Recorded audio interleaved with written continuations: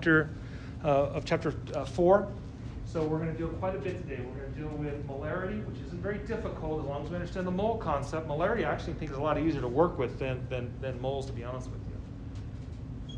Molarity, dilution, and basic titrations. We're not going to get deep into titrations. You'll pick that back up next semester with Dr. Harris, but we'll introduce what happens in a chemical reaction. We actually react solutions with solutions, which again is the majority of chemistry. So just like we remembered and we memorized that the word strong means 100% dissociation, molarity is moles per liter, 1 liter or 1,000 milliliters. By definition, molarity is moles of solute per liters of solvent. Okay, moles per liter. That's just a memory word. Moles per liter. Moles per liter is molarity. It's a capital M that is italicized. Not that you have to italicize it, but if you see that, that's a very specific. It's a very specific description in general chemistry, and you can see that molarity is capital M italicized. Now, in the laboratory, when you are working with, say, a 0.1 molar solution, you are working with a 6 molar solution, like we worked with nitric acid last lab. 6 molar nitric acid. Well, how did we actually get that? Or hydrochloric acid. How did we actually make that? How did we get that? And that's what we're going to talk about, how those solutions actually come about. What we typically do is we calculate the grams of whatever molarity we want.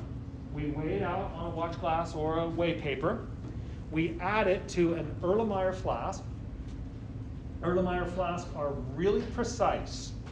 Okay, they go to 2 places. Well, actually, ours go to 1 place past the decimal place, and you can see right here that they have been calibrated with an etching. Okay, so they are very precise pieces of equipment, and so we put the solute or whatever we're weighing into the Erlenmeyer flask. We've put a little water in it about halfway up, and then you swirl it around until it all dissolves. Once it's all dissolved, then you go ahead and you top it off to the bottom of the meniscus is just over the etched line. Put a lid on it, shake it up so it's all homogeneous. And that's how a solution is made. Very standard way of making solutions. We both make solutions, I make solutions, whatever TA you have is making those solutions. Okay? Then we typically don't leave it in the Erlenmeyer flask. We typically dump it into something else, because Erlenmeyer flasks are very expensive, because again, they're very precise, so we don't want students just having those around to break them or whatever. They can break a bottle, they're very cheap, but these are very expensive. So we typically don't. We make them in this and we pour them into something else and use that in the laboratory. Okay? But that's how these solutions are made that you're working with. Now, here's our roadmap. If you remember, our roadmap up to this point has been grams of A, moles of A, moles of A, moles of B, moles of B, grams of B. Okay? The roadmap now kind of got turned sideways. And what we're working with now is we're working with volume and we're working with molarity. Okay, so we're kind of sideways on the way we've been looking at it, because here's our stoichiometry right here. All right? So this still goes through our stoichiometric roadmap. That's from the balanced chemical equation. That hasn't changed other than it was on the horizon in our other roadmap. So what we're doing here now is if I have grams of A and I want to go to moles of A, then I can calculate how much of the volume in A to get to certain molarity, or how much of the molarity I can have in a solution. So we now can use our roadmap in a really practical way. By definition, again, molarity here is how much in 1,000 milliliters, or 1 liter. Okay, so using that roadmap, I'm going to work you through a couple of these problems together, but again, I would encourage you to engage with me how we set these up. Then we're going to work on these problems together, because this is, again, very practical, very important area of chemistry. So let's say I wanted to specifically calculate the molarity of a solution made by dissolving 23.4 grams of sodium chloride in enough water to form 125 milliliters of that solution. So if I want to make again, I don't know the molarity, so I'm going to calculate the molarity of this. So what we're going to do is we're here. We know volume, so that we're not going that way. We're going to go from grams of A to moles of A, moles of A to molarity of A. That's what we're doing. This is for a reaction. We're not doing a reaction here. We're just making a solution. We will eventually go through this step. but not now. That's when we get to titrations. What we are doing now is we are going from grams of A to moles of A, and you can think of it this way, moles of A to molarity of A. All right, so there's like a box here for the molarity of A. That's all we're doing. Grams of A, moles of A, moles of A, molarity of A. Are we tracking? Do you follow that? So that tells me that I need two equivalencies because there are two arrows. If I'm going to go from grams of A to moles of A to molarity of A, I've got two arrows. So what's been given? Well, in this case, two things have been given, not just one. So I always want to start with what's been given in grams. So I'm going to work with, how many grams have I been given? 23.4. And it's sodium chloride, is that correct? Sodium chloride. Okay. So my first equivalency is no different than what we've already been doing. Grams of A, grams of A. Moles of A, moles of A. Nothing has changed between what we have done so far. Where it does change now is I've moved from now moles to molarity. And by definition, what is molarity? Moles per liter, 1 liter, okay? So here now, notice what's going to happen. I'm going to have sodium, I'm going to have moles of sodium. So I'm going to be left with moles. I want moles per liter. That's what I want in the end. So how much have I been given? How many milliliters do I have? 125. So I need to convert that to liters. So it's going to be 0.125 liters. Notice in the end, I am going to have moles per liter. I will know the molarity if I do that calculation. Let me go grab my calculator. I'm going to do a couple of these. Wait a few.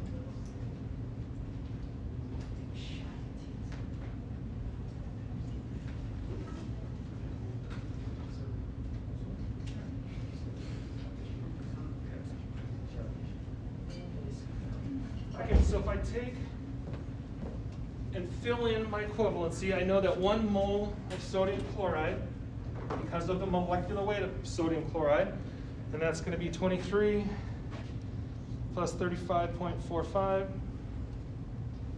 which equals 58.45. So 58.45 is the molar mass, or the formula mass of sodium chloride. So I'm pretty much ready to go. Grams of sodium chloride, grams of sodium chloride. Moles of sodium chloride, liters of water. So I'm going to take 23.4. I'm going to divide it by 58.45. And I'm going to divide it again by 0.125. And lo and behold, I get 3.21 molar solution of sodium chloride. Isn't that kind of nice? So I have a 3.21 molar solution of sodium chloride. Okay? And by definition, it's 3.21 moles per liter. Right? I only have 125 milliliters, but it's that's the concentration in molarity. Yeah, we're going to do that too. Yeah. Yep. Okay? We're tracking. All right, you saw me do one? You get to. What is the molarity of a solution made by 46.4 grams of sodium bromide in enough water to fill the Erlenmeyer flask to 750 milliliters? Your turn. See one, do one, teach one. That's how we learn science.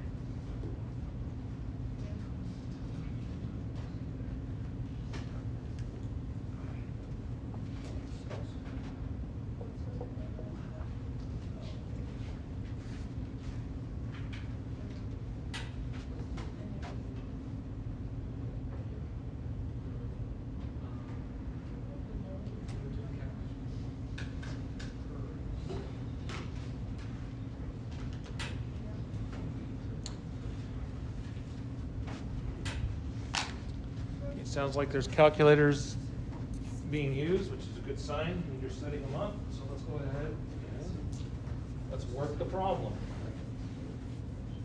The question is, what is the molarity?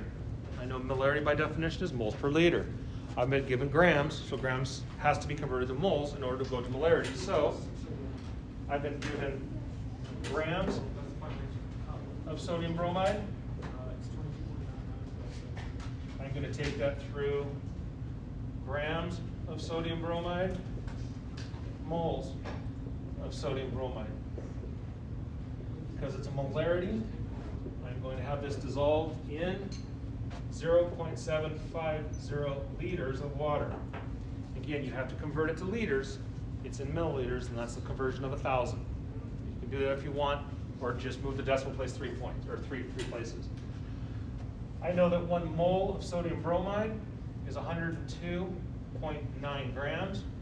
I know I've been given, or on my balance is 46.4. So now it's all set up.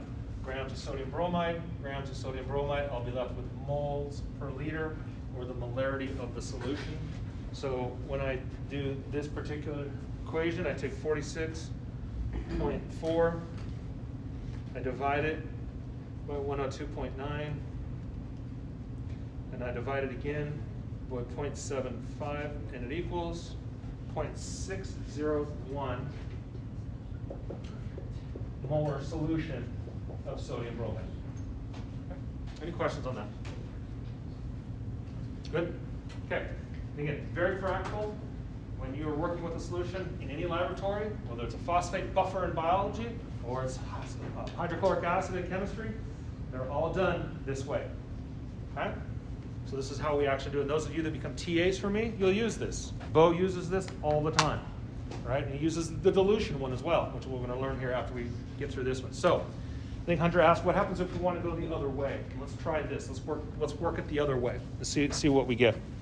So let's say I wanted to calculate the number of grams of sodium chloride that are required to make a 0.350 liter solution of a 0.5 molar. So this is an actual example of what I would ask Bo to do setting up for a laboratory. And when Dr. Harris starts working with you, you're going to work with multiple solutions when you deal with precipitates. So how would I make this solution? How many grams of sodium chloride are required to make 0.35 liter of a 0.5 molar solution? Okay? So now I'm going to go the other way. Now I'm going to say, how many grams do I need to actually do this? Well, the very first thing that I need to do is I need to go, how many grams? So I can do that because what 0.5 molar means that means 0.5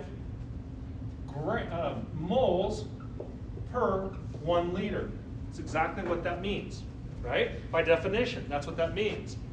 So what I want to do is I want to calculate how many grams does it take to make a 0.5 molar solution, or a molar solution. So that's what I'm going to do. I'm going to take 0.0, well, not 0.0. I'm going to take 0.5 moles of, and what are we working with here? We are working with, again, sodium chloride. Okay? But notice in this case, I want to go to grams. So in my equivalency, I know now, because the equivalencies can flip, I want grams of sodium chloride here and moles of sodium chloride down here. Okay? I just flip my equivalency. And so what happens with this is the moles cancel and I'm left with grams, which is exactly what I want to know. So when I, again, I should have remembered it, but 23 plus 35.45, I know that 1 mole of sodium chloride weighs 58.45 grams. Okay? So if I multiply that, that equals 29.2 grams of sodium chloride. Okay? Now stay with me. How much is that in terms of molarity? 29.2 grams is to 1 liter. Oops, excuse me. 1 liter. Do I want 1 liter? I don't want 1 liter. I want less than or more than 1 liter? Less than. So I need less than that. And I need less than that by what factor? 0.35 to 1. Okay, that's where I lose a lot of people. This is assuming 1 liter. The questions say I only want to make 350 milliliters. So what I do is I take this now, and you can do it all in one rubric if you want. I'm explaining how this is broken down. 29.2 is to 0.35 liters to liters. Okay? So in the end, I don't have a full liter. I have less than a liter. Therefore, I better have a smaller number out when I do the calculation. Because again, I can do that either way. Yes? Can you cancel the liters with the measured amount of liters algebraic? Say that Write right. it all as like one equation. And Yeah, you can do it all. Yeah, you can do it all as one equation. Yeah, yeah. I'm just breaking it up. Okay, good. Because we've been doing it all one big long dimensional analysis, right? Okay, so if I take that number that's still on my calculator, like Hunter's saying, you could actually just add that right here, okay, to have a second equivalency of 0.35. So I'm just going to multiply that by 0.35. Hey, and I get a smaller number than 29.2. Makes sense?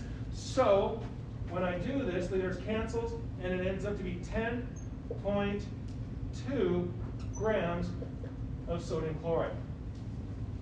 So this is exactly the formula that I would use then to calculate how many grams of sodium chloride I would put in the wave basket to add to the Erlenmeyer flask, to a 350 milliliter Erlenmeyer flask, and I would fill it up to that mark, okay? And it would make a 0.5 molar solution.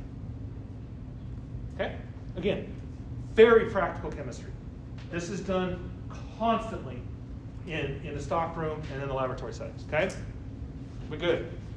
We should be able to go back and forth real quickly from grams to molarity and molarity to grams. Are we cool? Now, probably one of the most important equations for the biology majors in here is the next one. So it's not hard, very easy to work with, but you just have to remember it. When we make up a stock solution, so I actually made the nitric acid solution that we used last lab. The equation is really simple, but I want all of you to memorize it. my chemistry majors will use this for me when they become TAs. You will use this if you do research with Dr. Nixon or Dr. Harris. Probably not Dr. Cassell as much because he doesn't deal with solutions as much as the other ones, but Dr. Hilly probably not as much as well. Dr. Chase, Dr. Nixon for sure. Okay, Dr. Chase was a chemistry major also quite long. Okay, so when we buy our acids, we buy them in a concentrated form. So we buy concentrated hydrochloric acid, we buy concentrated nitric acid, we buy concentrated sulfuric acid. And you can see right here the molarity of the concentrated solutions that we purchase. So for example, I used nitric acid, and I went to the chart and said, when we buy nitric acid, what is the molarity? Oh, there it is, nitric acid. The molarity of nitric acid when we buy it is 15.8, okay? So when I grab that bottle of concentrated nitric acid out of the acid cabinet, I look at the chart and I know that it's 15.8, okay? We rarely deal with concentrated nitric acid. That is really, really aggressive. One time we use concentrated is typically to clean glassware or pretty glassware. You'll run concentrated nitric acid through something and then water and then acetone, blah, blah, blah. But rarely do we use that. We use a 6 molar solution of nitric acid. So here's the way this works.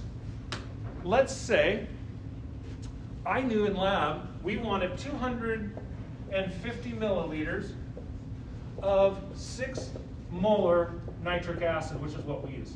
So I know that each student's going to use about 20 milliliters.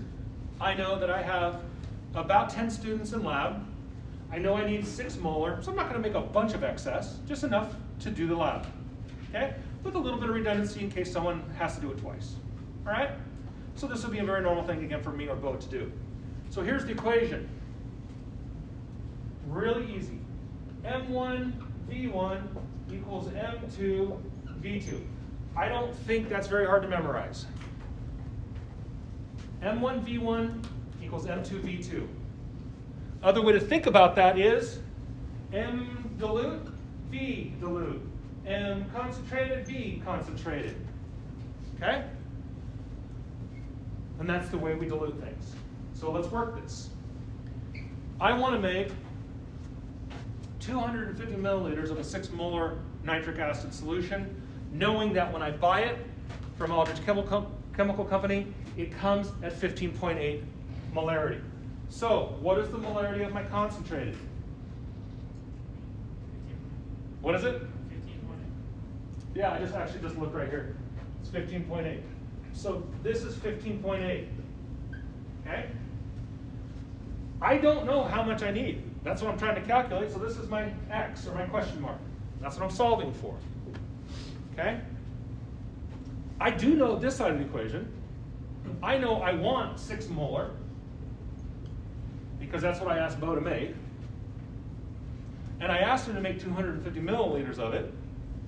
So I'm going to leave this as 250 milliliters. You could put it to, you could convert it to liters if you want. No big deal. So here's the way this sets up. I'm solving for V2, or V concentrated. So V concentrated then is going to equal M1 V1 over M2. I don't think this is very difficult. It's just a matter of working with it. So when I plug this in, M1 is 6.0 molar times V1, I want 250 milliliters, over M2, which I know is my original concentration of 15.8 molar. Notice molar cancels, and I'm going to be left with milliliter or liters, whichever one I converted that to. I like milliliters when I'm doing this because it's easier to use milliliters when you're pouring this stuff out. So all I do is I take 6 times 250 divided by 15.8.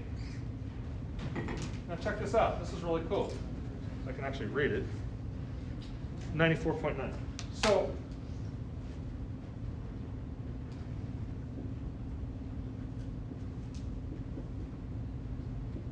So here's the way I made that solution.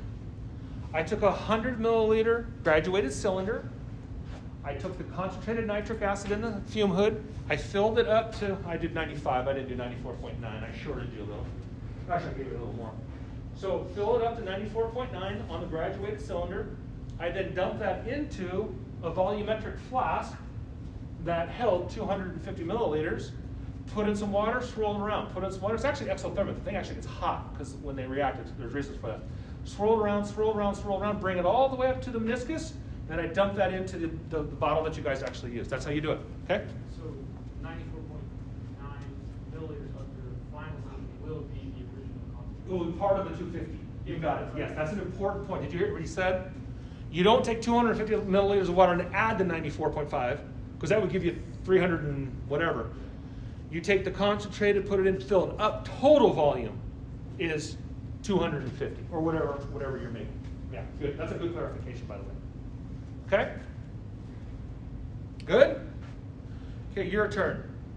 I want you to make a 3.5 molar solution of HCl, and I only want 400 milliliters because that's all we need for lab that day. So, your turn. Yes?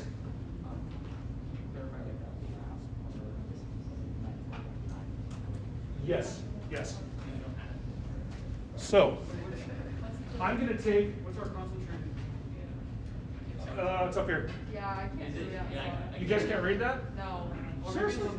Hydrochloric acid, it's going to be the top one. Do,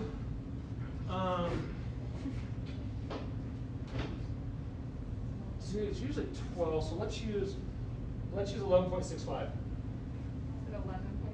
11.65, yeah. So 11.65 is the molarity of the stock solution, of the concentrate. So the way this works then is I'm going to take my Erlenmeyer flask, okay? This is a 250, and this is a 250 Erlenmeyer flask. I'm going to add to that my 94.5 or 94.9 milliliters of my concentrated HCl, then I'm going to bring that up to 250. So the total solution with the 94.5 and the water is 250. Oh, okay. Okay? Okay, got it. Okay, yeah. And that is a good clarification, because sometimes that is a little confusing.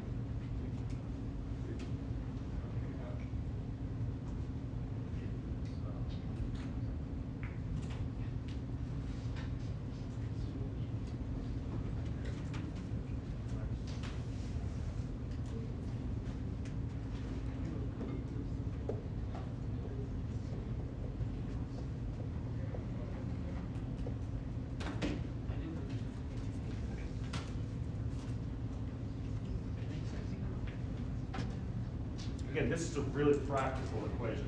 And just M1V1 equals M2V2. And it works for a lot of ratios.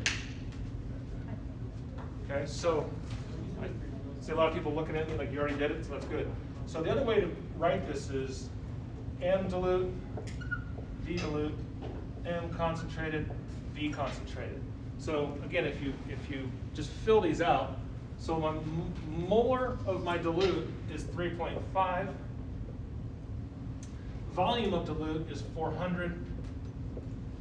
Molarity of the concentrate is 11.65. V sub C is what I'm solving for. Okay? So I know that V sub C then equals these two, 3.5 times 400 over my concentrated. Okay, and if I set it up right again, these cancel out. Okay, leaving me with the milliliters that I need of the concentrated stock solution to dilute down. So it's going to be 3.5 times 400 divided by 11.65, and that equals 120.2 milliliters of HCl, concentrated HCl. Okay? So I'm going to take a 400 milliliter volumetric flask. I'm going to add to it 120.2 milliliters of HCl. I'm going to bring it up to 400, homogenize it, and pour it in. Okay? So if you have two unknown concentrations, like a desired concentration and a starting concentration, you have to do the titration. You have to do titration.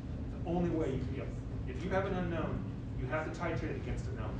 Okay? Now, that brings up a point I'm going to mention to some of you that are going to take the whole year sequence, I think will be with most of you. When you get to Dr. Harris, you're going to talk about something called normality. Normality and molarity are different. Listen to this. If you look at this table up here, what you'll see is something called normality. I think it's up here. Do we have it on this one? Yeah, it is. Okay, so normality, where's my, where?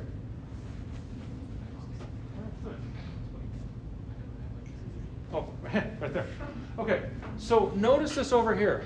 You have molarity and you have normality. Okay, I'm just going to mention this. I'm not going to hold you accountable for this, but I want you to see this. You'll see this next semester. So I want you to be like, oh, yeah, kind of, sort of remember that. Anselm at least mentioning that's important. Notice these are all the same. Acetic acid, ammonia, hydrochloric, okay, hydrofluoric, bad one, nitric, perchloric, oh yeah, orthophosphoric, I had to read that myself, sodium hydroxide, but notice when we get to sulfuric acid, your molarity and your normality are different, yes? Like if this were to be on a test, would we get that box? Oh, absolutely. I'm going to have to memorize. No, I'm not even memorizing tables or periodic tables. Okay. So here is the difference between molarity and normality, and then we'll move on into titrations.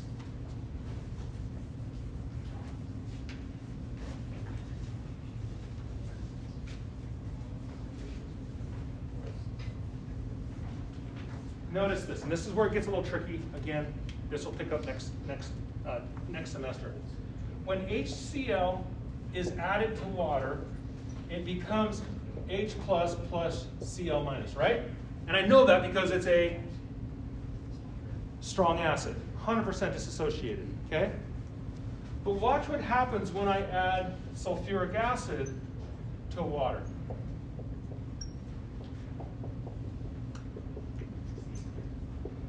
Again, it's a strong acid, it's 100% disassociated. But when it disassociates, how many hydrogens can it give up? 2, because I started with 2. So normality is the total number of protons generated in the solution. There's 2 available protons, okay? So again, it gets a little bit tricky when you're working with normality versus molarity. We are going to stay with molarity this semester. But next semester, you'll hear the word normality. And just know that's the normalized amount of total protons available. Yes? Do bases have negative permanence? No. No, remember base is whatever gives up, is a proton acceptor. Right. So typically it's the same, you can have no, they don't work that way, because most of our strong bases are hydroxide, which only pick up 1 proton. Oh, so like you're measuring how many protons you're picking up instead of how many. You got it. Yep. Okay? Acids, how many are given up? Bases, how many are accepted? Okay, good. Okay, so just note that's what's up there on that normality. I just wanted to mention that because you'll deal with that with Dr. Harris. Now, the last thing that we're going to do is the most complex thing. We'll probably do most of the semester, but I don't think it's that difficult because if we understand grams of A, moles of A, moles of A, moles of B, moles of B, grams of B, now what we're going to do is we're going to add molarity to this. Yes? When working with molarity, you have to worry about significant. Uh-huh. So, because then the equation that you said, it would then run to 2 decimal places, right? Yes. So then you would just. So I said 3.5. Yeah, so you would have rounded that to 95. Yeah, good. Yeah, if I had given another 0 up here, then yes. Okay, good. Okay, so here's what happens in titration reactions. Let's say I want to know the molarity of a solution that I don't know. what I can do, if it's an acid or a base, I can actually titrate. I can add a solution of a known until I get to what's called the equivalency point. Some of you might have done this with a dye called phenolphthalein. It was pink. And you're looking for that one drop just to turn it pink. And we're going to do this next Tuesday, by the way. This is super cool. Okay, we're actually going to do this reaction. You get to see it. We're going to standardize vinegar, which is acetic acid. So here's how this works. If I'm going to titrate, or if I'm going to determine the concentration of an unknown, notice how this works. I'll take something like acetic acid. I'm going to take something like acetic acid plus a base, and I'm going to convert it to the salt and water. Okay, this is neutralized. And when it's been neutralized, the equivalency point, I know I'm a 1-to-1 ratio. So in this case, I am 1-to-1 and 1-to-1. That's my stoichiometry. So if I know the concentration of this, because it's 1-to-1, I can calculate the concentration of this, and vice versa. If I know the concentration of the acetic acid and not the sodium hydroxide, I can calculate the concentration of that, the molarity of that. That's what a titration does. A titration gets me to what's called the equivalence point when they're 1-to-1, or whatever their stoichiometry is. If it's sulfuric acid, it'd be 2-to-1. Okay? But I'm not going to work with normality, so we're not going to go there. So let's see how this actually works in practical terms. Here's M1 V1 equals M2 V2. All right. What we're working on now, the final thing for the last 7 minutes of class, which I probably won't be able to land the plane completely by that. I'm thinking of making Friday maybe a work day in here on titrations, because I don't want to go too fast over this. So here's what we actually end up doing. If I know, again, the moles of something that's unknown, I can calculate that against something I know. And I can do it because I know the reaction stoichiometry. Again, it all goes back through moles of A to moles of B. That is the heart and soul of everything that we do in this class. My stoichiometry, or my balanced chemical equation, is the heart and soul of the relationship, or the ratios. So what a titration is a known to an unknown, or a known to an unknown. Okay? So A and B, or A and B. All right? So that's really what we're doing, but we're working with molarity instead of grams. Tracking?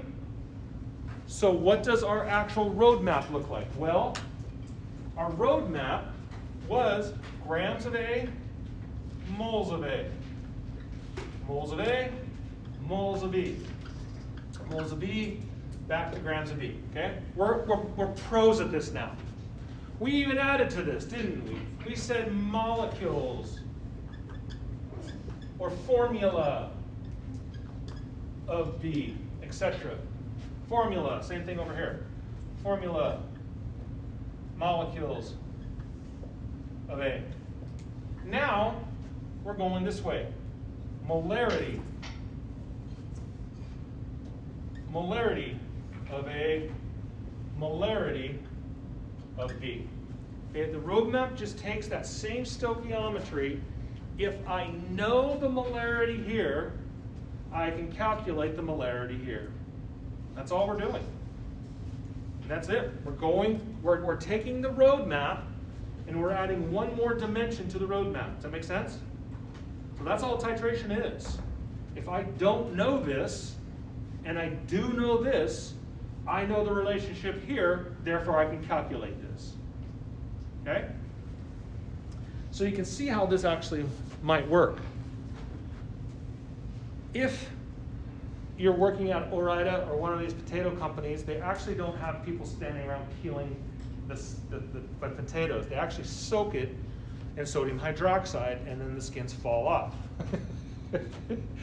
Which is why when you buy hash browns in the frozen section, they taste a little different than taking an actual potato and doing it yourself, just for the record.